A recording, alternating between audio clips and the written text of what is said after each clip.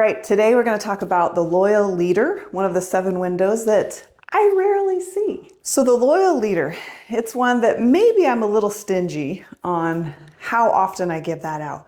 But the reality is this, our culture is not conditioning her in us.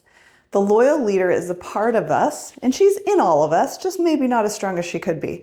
She's a part of us that looks out for the good of the whole. And that's very difficult because our society conditions women to do one of 2 things, and we typically only pick one of the 2.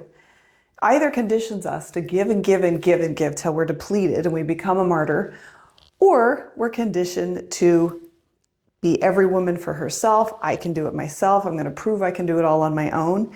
And it becomes more about me and serving me.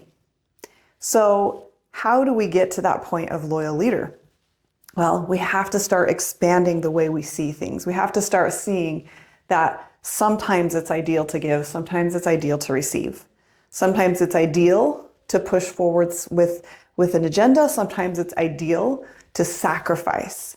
And having the wisdom to get to that place of knowing which is when the loyal leader develops in us. But she develops in tiny ways. Knowing, when I bike my children to school, that my little 7-year-old is a lot harder to see, above a car, especially if it's a tall car.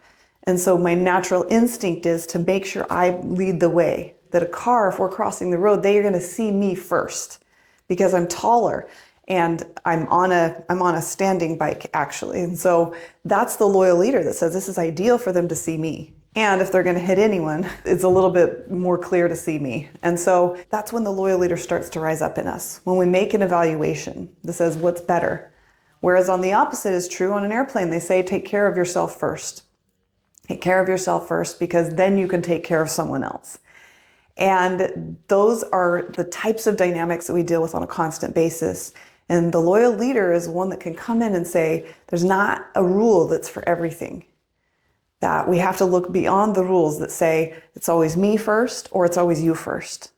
And says, what's best for the whole now? In this situation, what's ideal? And so that's part of what we're growing into. She comes more commonly with age when we have less to prove. And we've gotten past those ages and stages where we're not certain of our worth.